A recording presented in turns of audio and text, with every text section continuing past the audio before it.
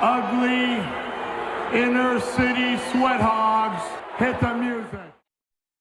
Ladies and gentlemen, buckle up, because this is where wrestling goes completely off the rails. From shocking returns to backstage drama, from wild fantasy bookings to the hottest debates in the business, nothing is off limits. This is your unfiltered, no-holds-barred wrestling center where chaos is the norm and passion runs wild. You're listening to Off the Rails Wrestling. Let's get into it, boys. As we know, WrestleMania 43 is going to be hosted in Saudi Arabia, and everyone is excited. Triple H said this was a game changer, and boy, had my panties in a knot. What's your guys' thoughts on this? Well, WrestleMania is all about the bucks. Saudi Arabia has all the money in the world, so business idea. Don't know if it's going to be the most fan-friendly. Don't know how they're going to treat all the WrestleMania weekend stuff, like the Hall of Fame inductees and even all the meet and greets they do for the weekend, but just have to wait and see what happens.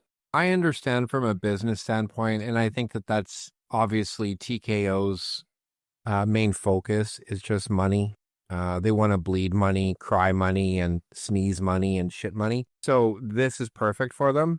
As for the fanfare, probably going to get a lot of hate.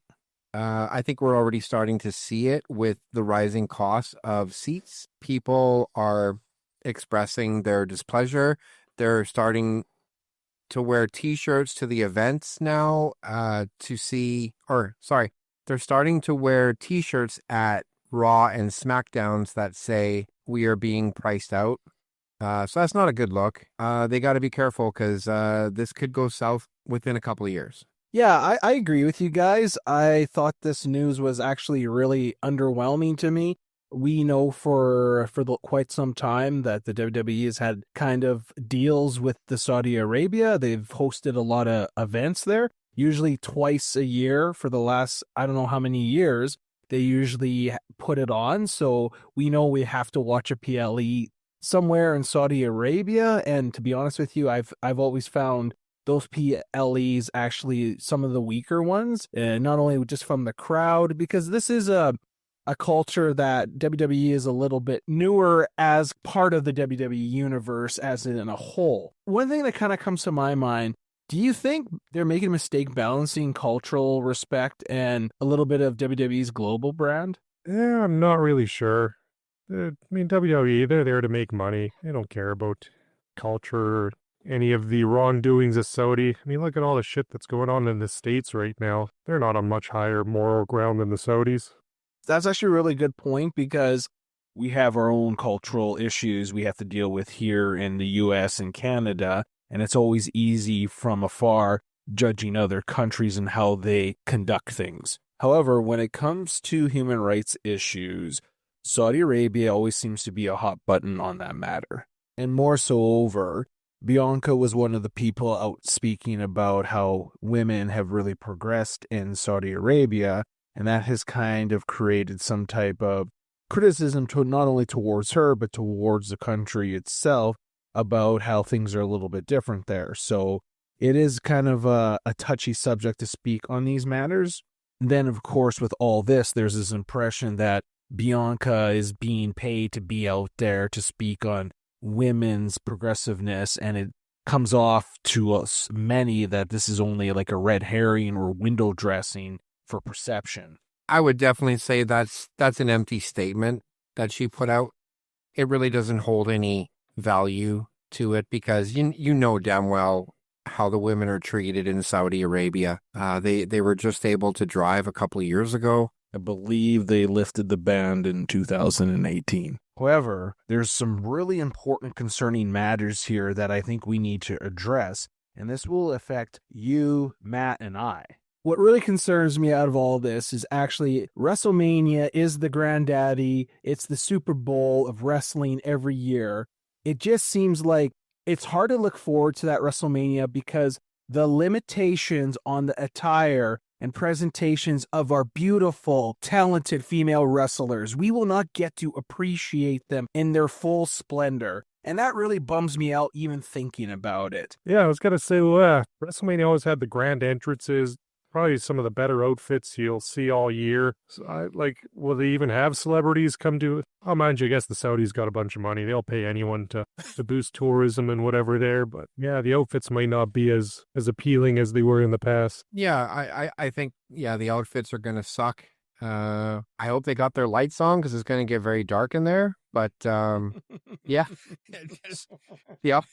I got nothing else to say. What really kind of concerns me is that potentially WrestleMania 43. Now, not every female wrestler that we're seeing right now will even be a part of the WWE at that point. What concerns me is like rising stars like Stephanie Vickier and Lolo Weiss. These are wrestlers that they're great in the ring. They're fun to look at. They have good personalities. But let's be honest, when you look at Stephanie Vickier, when she does, the devil's kiss, and you look at her, her ring attire, it's all built into her, how she's presented. I really feel like you're going to diminish Stephanie Vickier's if she has to wear a full bodysuit, because part of her look is having those beautiful Chilean cheeks hanging out there for me to lick and cream them up. So I'm kind of disappointed. Like, if she's on the card, what happens to even just the visual presentation? And also, like Lolo Weiss, when she has her opponent in the corner and she sets up for her I'm a Latino,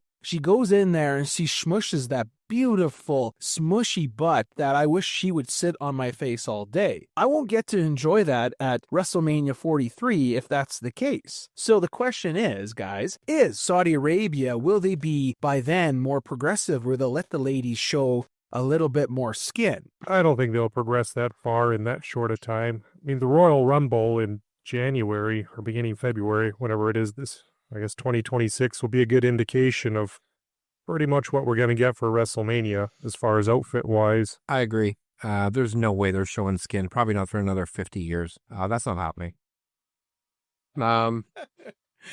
Yeah, no, I don't see it. Sorry. I don't see the intrigue of going there in the first place to show this product. I think this product is going to take a downturn just by showing it there. So that's my view. I think it's a mistake to go there. Well, yeah, like when they unveiled kind of like their first international WrestleMania, I think a lot of people always thought that maybe it would be really better suited in London or some other place for its first international outing, but not in Saudi Arabia. And I'm not trying to, take a dump on all people from Saudi Arabia, but I just would think something more exciting because, again, just watching the crowds, I don't know. I just don't feel that the energy will be there. There'll be a lot of limitations, and especially with our beautiful, well-formed, fitting ladies, like this is perfect for Nia Jax and Piper Niven.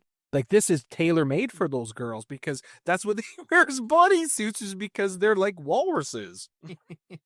But mind you, that King of the Ring was in Saudi, and Jade still pulled off her Storm outfit real nice there.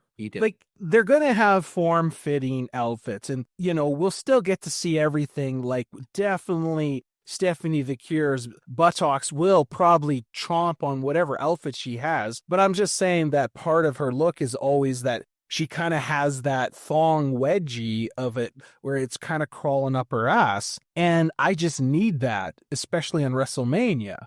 Like, this is what my life is driven to, is Stephanie Vickier's ass. I wonder what their performance is going to be like in those full body suits. I guess Royal Rumble, we'll see. If some of them are in there for half hour, like, it's got to be hot, like in those suits. And I imagine the building's pretty hot too. They're all affect the performance a bit. How could it not? Because definitely those tight body suits they wear, the pores can't breathe in them. So they probably will get potentially more fatigued easier. Well, look on the right side. I mean, they're not going to get any sand in those crevices, so that'll be good.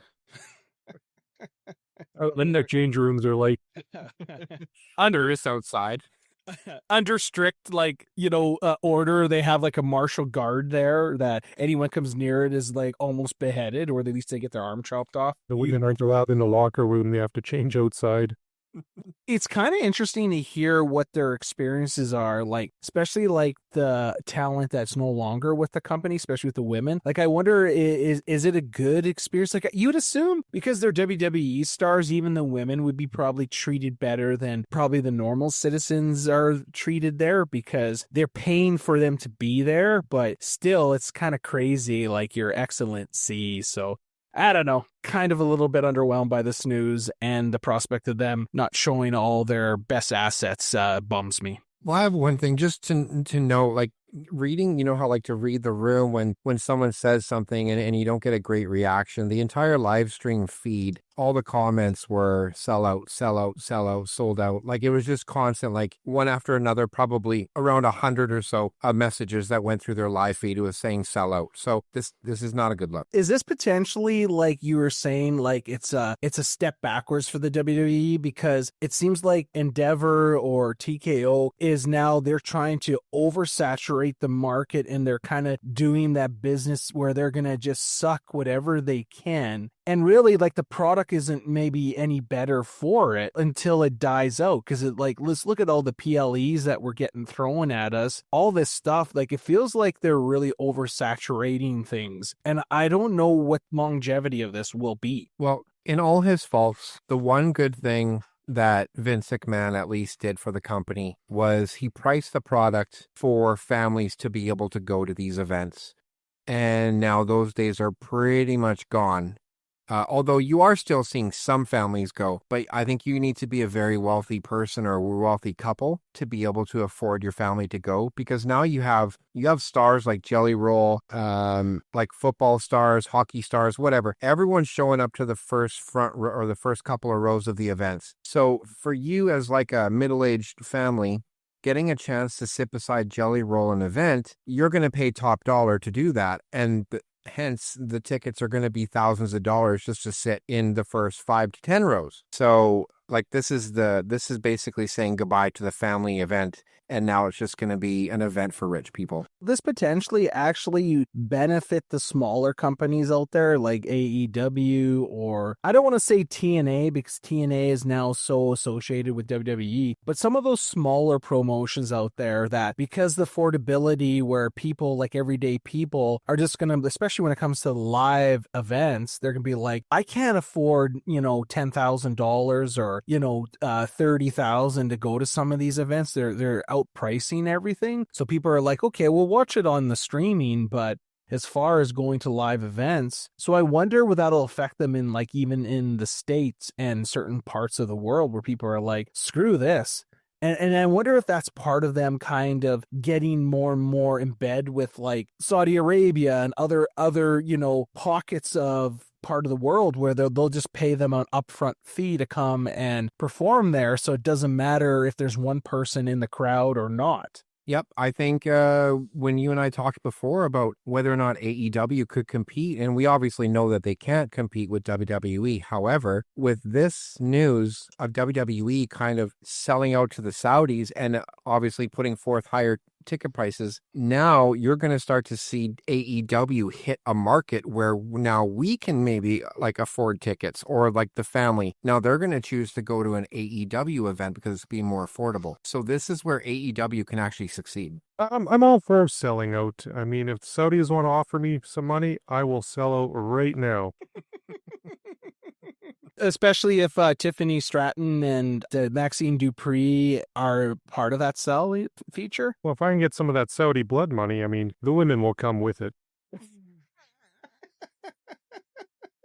This is true. Well, this is not the only thing that's been happening in wrestling. So when we're talking about some really good storylines or programs or feuds or, the current dynamic, one of the ones that are sitting at the top is Asuka's kind of relationship with Iyo Sky. Are they going to turn on each other? Well, more so Asuka probably turning heel and feuding Iyo Sky. But what's really more at the top of this is Asuka's, is it possessiveness that she has with Iyo Sky and Kairi Sane, or is it a little bit of racism in her? Because she seems to not really enjoy either Iyo Sky or Kairi Sane talking to anyone but her. And it seems, is that just to Japanese or what? What's going on here? Well, I think the good way to test it is you got to bring Bianca to Raw and see what Asuka's reaction to that is.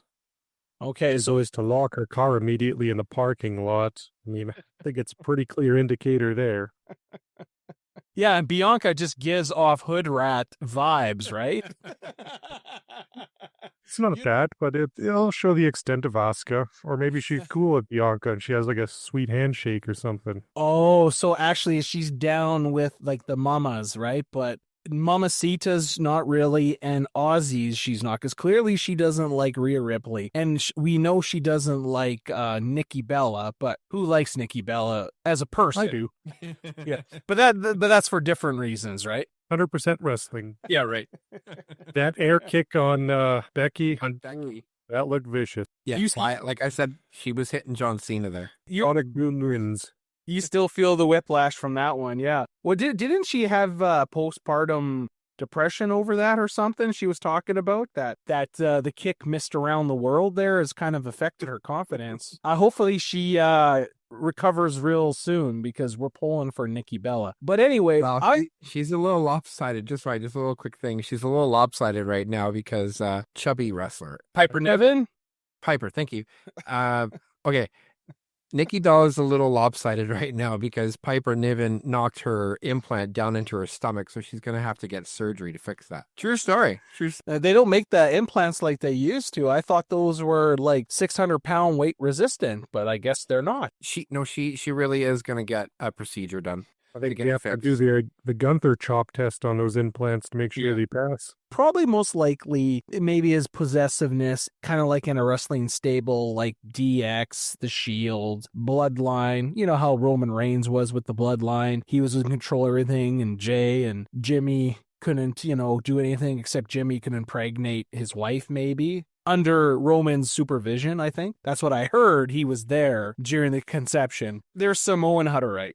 Okay.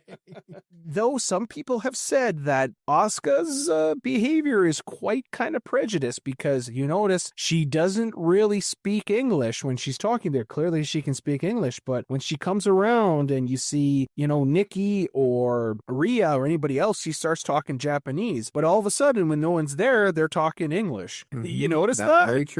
I have some suspicions that Asuka might have some prejudice. Now, it very well could be just the characters, but I don't know. I'm going to have to look deeper into this. For on-the-job assignment, I need to go to Japan and meet Asuka's parents, maybe her sister, some friends of her, and we'll have to go to some type of spa and really figure this out. Yeah, we'll make it a teen trip. We'll all go. Because this is really out of character, because usually Japanese people are very welcoming, but yeah, I think it's more so really probably possessiveness and part of a stable, and I know it looks like they're kind of leading for Asuka to turn on Iyo, because they're not going to turn Iyo because Iyo's so popular, so it's looking like a big program with Asuka and Iyo. Mm-hmm. Yeah, you got Kairi's side with. She seems like she's kind of caught in the middle. I'd imagine she would go with Iyo and Asuka becomes the lone wolf heel. I think so too. I think Asuka has pushed Kairi Sane enough that I think Kairi Sane will eventually snap. I actually disagree with you guys. I think Kairi is going to play kind of the battered wife syndrome for a little bit, but actually in the end, she will actually turn on Iyo and side with Asuka to the dark side. That's what I think is going to happen. I guess she has that pirate theme going on. Seems on character with a pirate. And nobody's ready for Asuka, no one being ready for her to raid them. I'm going to say this, that both Kairi and Asuka are welcome to pillage inside my pants anytime they like, because I definitely got some treasure for them they would like to see, if you know what I mean. Do you think Kairi would make a good Goonie? She'd be like the little sister of Data. I could see her playing perfect. the little sister. There you Yeah, the go. little sister Data. Yeah, definitely. And Piper Niven would be like Chunk. Hey, you guys, baby Ruth. Chelsea Green could be like Mama for Teddy. Oh, yeah, but hotter. Like, And super hot. And with lots of no clothes on. Yes, in my dreams. That movie, is it good? Oh, no, The Goonies. You've never seen it? Are you being serious? I've never watched it. Oh, I don't watch a lot of movies. all right. You didn't have a childhood then. Okay. Oh, Just cartoons. It's a rite of passage. it's like Indiana Jones for kids. Yeah. I loved Indiana Jones. Never Well, loved then- The Goonies, though. You'd love the Goonies. You got to get on that. Your daughter needs to watch it like right now. Is that a Spielberg movie? It's a Spielberg production, but Richard Donner, who directed Superman and Lethal Weapon. Yeah. You don't like Superman? Yeah, no, I like Superman. Then you'll like Goonies. And if you like Lethal Weapon, you'll like Goonies. Not so much Lethal Weapon. Okay. Indiana Jones. There you go. Goonies is cross between... What's a good comparison outside of Indiana Jones with kids?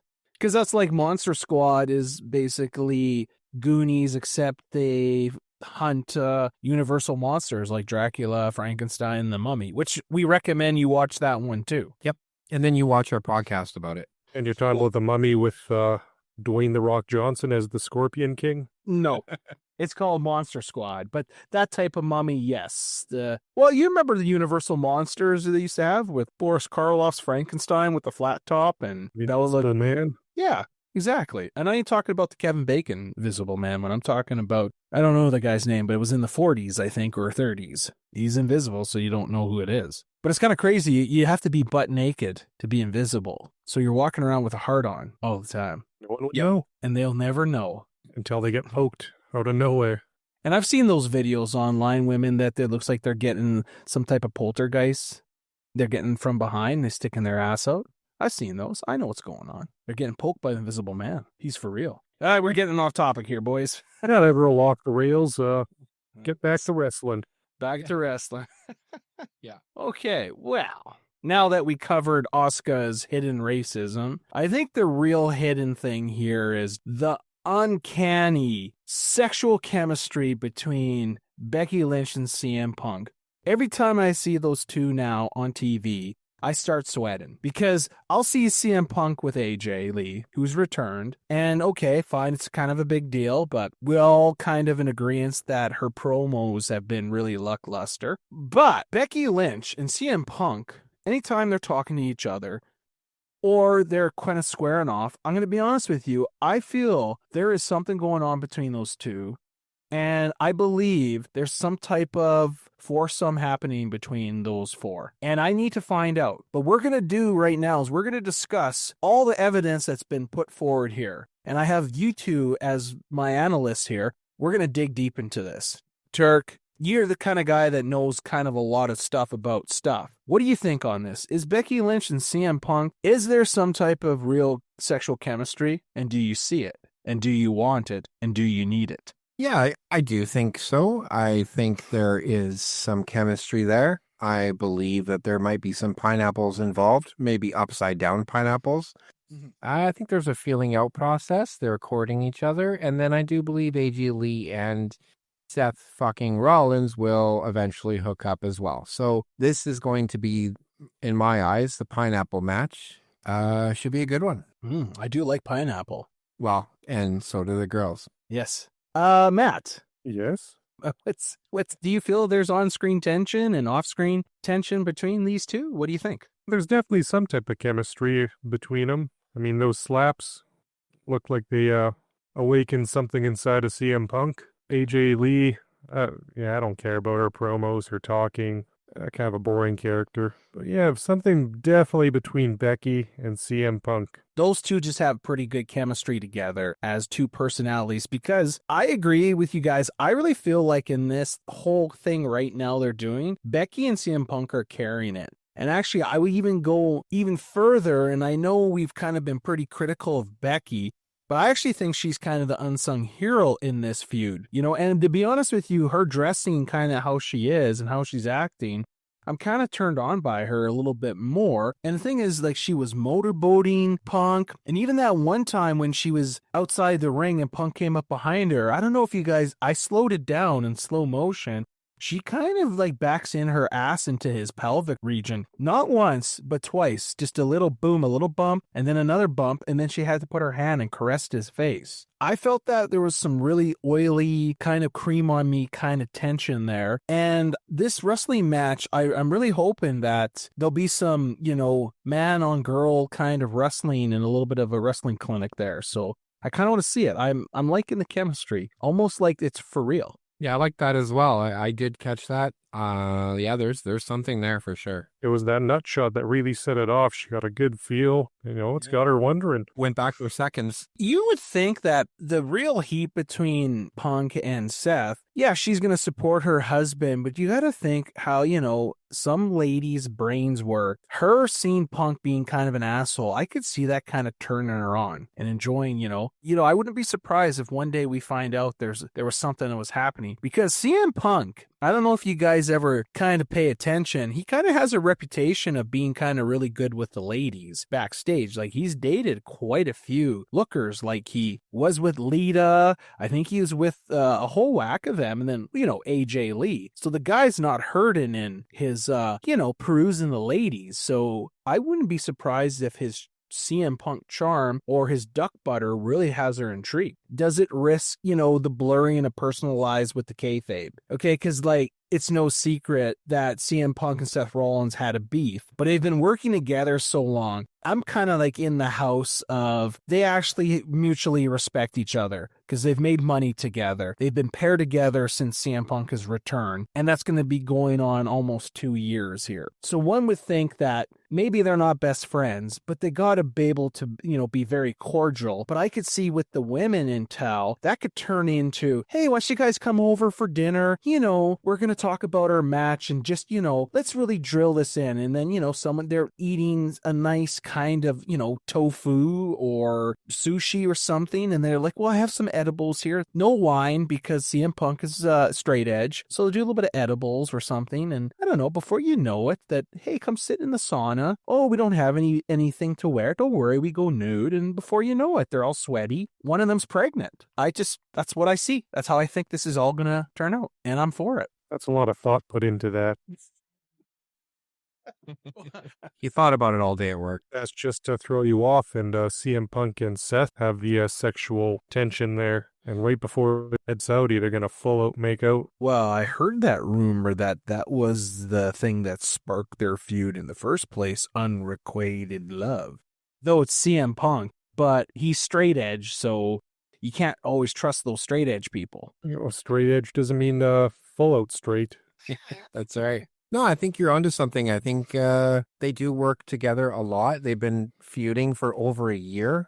So, they have to be cordial or at least pretty decent friends backstage or in the locker room. There's no way that they would have a beef and then WWE would knowingly put a program together with them for over a year. It just wouldn't make sense. The product would be bad. That they would maybe underperform on purpose. So there has to be some sort of liking between them. I think in their match, they'd be a stiff shot or two, but it seems like they have pretty good matches where they don't intentionally try to hurt each other. So they've got to be on good terms. Yeah. And for them to now bring their spouses, to bring AJ Lee back and then have Becky kind of team with Seth. Now it's the four of them. There has to be definitely a mutual respect, and they must enjoy working with each other, because if you don't like working with someone so much, you eventually, you can be professional enough, but eventually you want to work with people you kind of are more cordial with down the road. So I think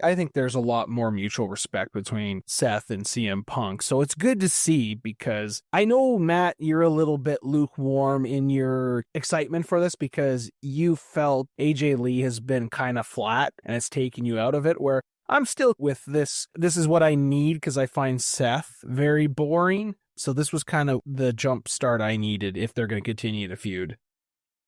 See, I think what would jumpstart this whole story, now this will be a WrestlePalooza prediction that probably won't happen. I think they got to have a man hit a woman just because they both made such emphasis that they wouldn't. And AJ Lee came out with the neck injury thing.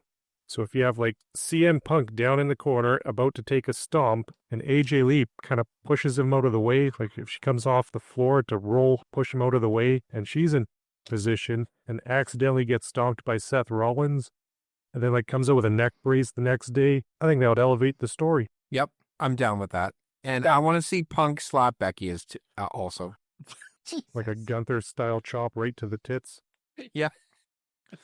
Yeah, but they're going to have to be really kind of careful how they do this because, like you said, that's the perfect scenario where it's by accident. And you're right, like playing off AJ's neck problem would work really well because she can go away a little bit. Punk can be irate. And then Becky could go on a couple weeks, brag about how she took out your favorite wrestler's favorite wrestler, and I'm the ultimate women's intercontinental champion. And then out of nowhere, the little crazy AJ will come out in a ninja outfit and beat the shit out of her, and then they'll fight for a one-on-one where AJ will beat her. So it's She could perfect. rename the belt to the Intercontinental. Ooh. Her character is kind of a cunt. That would be only fitting. Book it up. Let's make it happen. Yeah, I think that's perfect booking. Okay, well, that's going to wrap it up for another wild ride here on Off the Rails Wrestling. Thanks for jumping on where the takes are strong, the laughs are loud, and nothing ever stays on track. Make sure you follow, subscribe, and keep this conversation going with us on the socials, which we don't really have some, but maybe one day we'll get some, but we probably won't. Until next time, I'm Raz. I'm Matt. And I'm Turk. Stay unhinged, and stay unpredictable, and stay off the rails. Stay off that prime.